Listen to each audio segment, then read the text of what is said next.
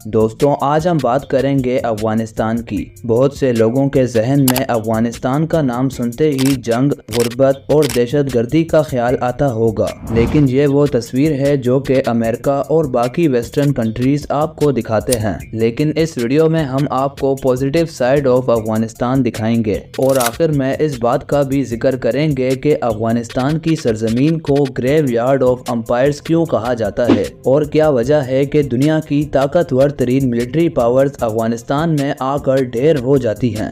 So let's get start. سب سے پہلے آپ کو بتا دیں کہ افغانستان کا پرانا نام اسلامک ریپبلک آف افغانستان تھا، لیکن 15 اگست 2021 کو طالبان نے کابل کو کیپچر کر لیا اور افغانستان کا نام چینج کر کے اسلامک ایمریٹ آف افغانستان رکھ دیا۔ پھر طالبان افغان گورنمنٹ کو ہٹا دیتا ہے اور اپنی نئی گورنمنٹ اناؤنس کر دیتا ہے، جس میں ملا محمد حسن اخوند کو پرائم منسٹر اور عبدالغنی برادر کو ڈپٹی پرائم منسٹر اناؤنس کیا گیا۔ پر انٹرسٹنگ بات یہ ہے کہ دنیا کے زیادہ تر ملک اسلامک ایمریٹ آف افغانستان کو تسلیم ہی نہیں کرتے۔ صرف 3 ہی کنٹریز نے انہیں آج تک آفیشلی تسلیم کیا ہے: چائنا، پاکستان اور نارتھ کوریا۔ اور ویسٹرن کنٹریز نے طالبان کنٹرول افغانستان پر پابندیاں لگا رکھی ہیں، کیونکہ ان کا ماننا ہے کہ طالبان کنٹرول افغانستان میں ہیومن رائٹس کی وائلیشن ہوتی ہے اور لوگوں پر ظلم کیا جاتا ہے۔ مانا کہ ابھی طالبان حکومت کو کچھ مسائل کا سامنا ہے، لیکن حقیقت میں آج کا افغانستان پہلے سے زیادہ امن اور سکون میں ہے۔ لوگوں کی زندگیاں پہلے سے زیادہ محفوظ ہیں اور لوگوں کی میجورٹی تعداد طالبان حکومت سے خوش بھی ہے۔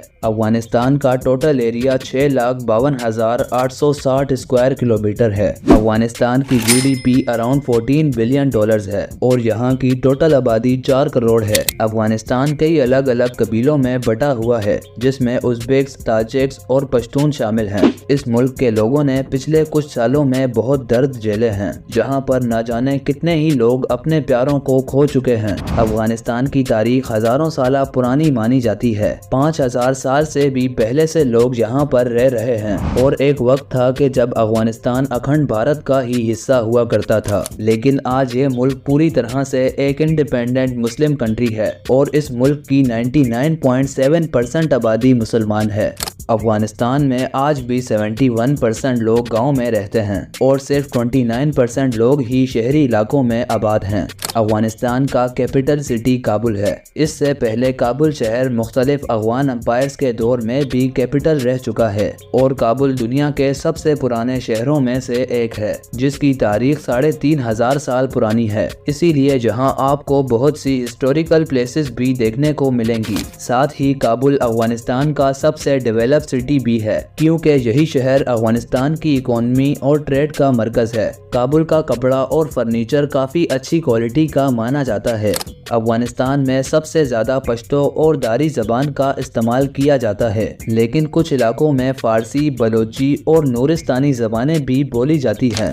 افغانستان کے تقریباً 80% لوگ ایگریکلچر کی فیلڈ سے جڑے ہوئے ہیں، کیونکہ یہ ملک تھوڑا ڈسٹربڈ ہے۔ پولیٹیکل انسٹیبلٹی اور دہشت گردی کے چلتے کوئی بھی باہر کی کمپنیز افغانستان میں نہیں آتی۔ ایسے میں جہاں کے لوگوں کے پاس زیادہ آپشنز اور اپرچونٹیز نہیں ہیں، اسی لیے یہ لوگ کھیتی باڑی کر کے ہی اپنا گزارا کرتے ہیں، اور ایگریکلچر ہی ان کا مین سورس آف انکم ہے۔ افغانستان میں اگر تعلیم کی بات کریں تو یہاں کے صرف 37% لوگ ہی پڑھنا لکھنا جانتے ہیں، اور اتنے کم لٹریسی ریٹ کی وجہ یہ ہے کہ یہاں اسکولز کی بہت کمی ہے۔ رورل ایریاز میں آپ کو کئی کلومیٹر تک کوئی اسکول نہیں دیکھنے کو ملے گا، اور اب تو طالبان کے ٹیک اوور کے بعد اسکولز اور کالجز میں قرآن کی تعلیم کمپلسری ہو گئی ہے۔ دوستوں، اس کے علاوہ بہت سے لوگوں کو لگتا ہے کہ افغانستان کے لوگ دہشت گردی کو پسند کرتے ہیں، کیونکہ افغانستان نے زیادہ تر عرصہ غیر ملکی طاقتوں سے جنگیں لڑنے میں ہی گزارا ہے، اسی لیے اس ملک میں ہر وقت جنگ کا ماحول بنا رہتا ہے۔ لیکن اصل میں ایسا نہیں ہے۔ جہاں کے لوگ امن پسند اور بہت اچھے اخلاق کے ہوتے ہیں۔ پشتون لوگ اپنی مہمان نوازی کی وجہ سے بھی بہت مشہور ہیں۔ افغان لوگوں کا دل بھی بہت صاف ہوتا ہے، اور باقی ملکوں کے لوگوں کی طرح یہ لوگ بھی چین، سکون اور امن چاہتے ہیں۔ پر دنیا کی کچھ طاقتیں یہ بالکل بھی نہیں چاہتی کہ افغانستان کی سرزمین پر سکون کا ماحول ہو۔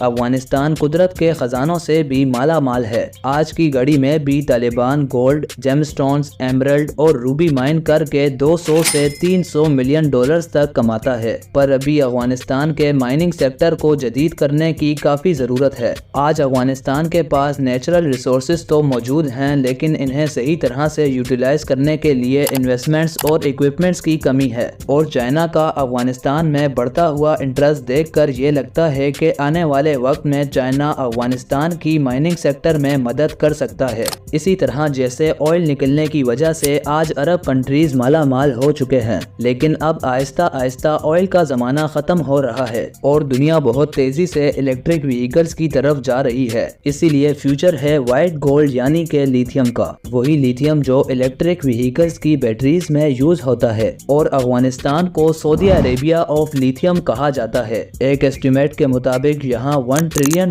کے لیتھیم ریزروز موجود ہیں، اور اگلے 20 سالوں میں لیتھیم کی ڈیمانڈ آج سے 40 گنا بڑھنے والی ہے۔ یعنی کہ یہ کہنا غلط نہیں ہوگا کہ فیوچر میں صرف لیتھیم ہی اس ملک افغانستان کی تقدیر بدلنے کے لیے کافی ہے۔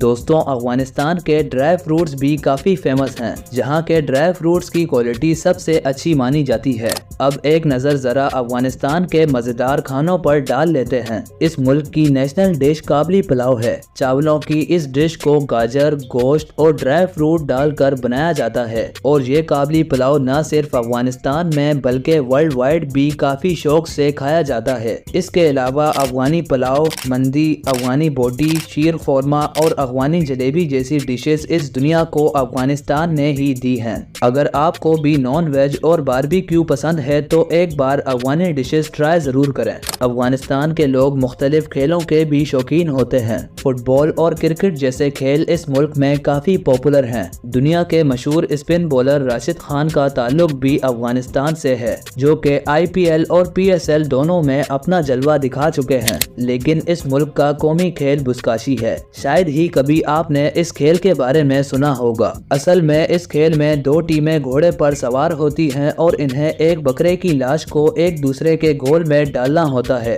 یہ ایک بہت ہی خطرناک کھیل ہے، لیکن اس کے باوجود افغانستان کے لوگ اس کھیل میں بڑھ چڑھ کر حصہ لیتے ہیں۔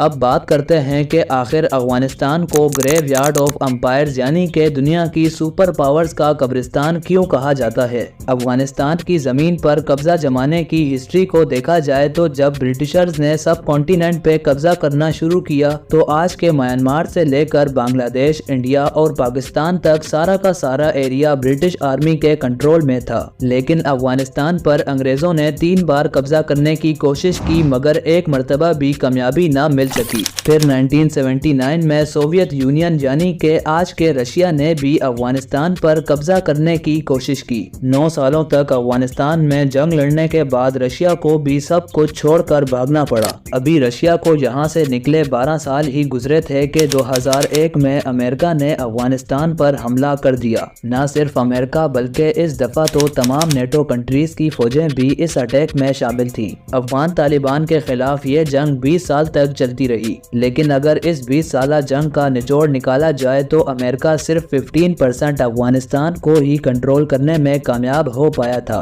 ایک ایسٹیمیٹ کے مطابق امریکہ نے افغانستان میں جنگ کے دوران اپنی فوج پر $2.3 ٹریلین بہا دیے، یعنی صرف ایک دن میں امریکہ اپنی فورسز پر $300 ملین خرچ کرتا تھا۔ اتنی زیادہ رقم خرچ کرنے کے بعد بھی جب 85% ایریا پر طالبان کا ہولڈ برقرار رہا تو امریکہ نے افغانستان سے بھاگنے میں ہی اپنی بہتری سمجھی، اور اسی لیے افغانستان کو گریو یارڈ آف امپائرز کہا جاتا ہے، کیونکہ بہت سے سپر پاور ملک افغانستان میں آ تو جاتے ہیں لیکن ہمیشہ اپنی بےزتی کروا کر ہی بھاگتے ہیں۔ افغانستان کا ٹوٹل ایریا فرانس سے تھوڑا بڑا ہے، جبکہ اس کی پاپولیشن امریکہ کی اسٹیٹ کیلیفورنیا سے بھی کم ہے۔ اب آخر اتنا چھوٹا ملک اپنے سے کئی گنا بڑے اور طاقتور ملکوں سے کیسے ہر بار جیت جاتا ہے، اور آخر کیوں دنیا کی अच्छी से अच्छी मिलिट्रीज की स्ट्रेटजीज अफगानिस्तान में आकर ढेर हो जाती हैं। वैसे तो इस बात के कई सारे जवाबात हैं, लेकिन सबसे बड़ा जवाब अफगानिस्तान की जियोग्राफिकल लोकेशन में छुपा हुआ है।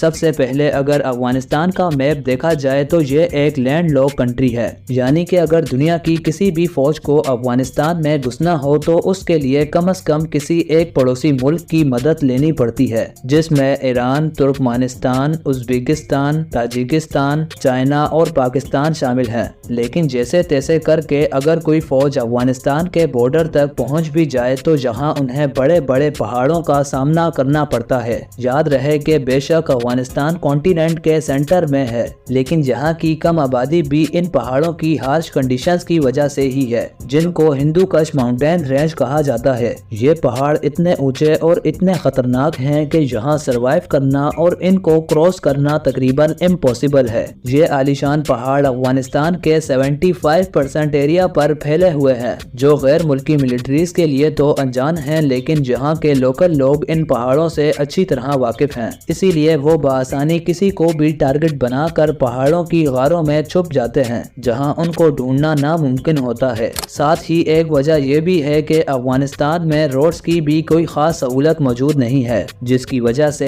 एक शहर से दूसरे शहर तक आर्म्स और एम्यूनेशंस को ट्रांसपोर्ट करना भी एक बड़ा चैलेंज होता है। जब 2001 में अमेरिका अफगानिस्तान आया तो वो अपना तमाम फौजी सामान पाकिस्तान से खैबर पास के जरिए मंगवाता था। ऐसे में तालिबान को ये बात अच्छी तरह मालूम थी कि अमेरिका और नेटो के लिए खैबर पास कितना जरूरी है। इसीलिए तालिबान ने 2009 में खैबर पास के एक अहम हिस्से को ही तबाह कर दिया था, जिसकी वजह से अमेरिकन फौज कई महीनों तक आगे नहीं बढ़ सकी। तो यही कुछ जियोग्राफिकल वजूहात हैं जिनकी वजह से आज तक कोई भी सुपर पावर अफगानिस्तान को फतह नहीं कर पाई।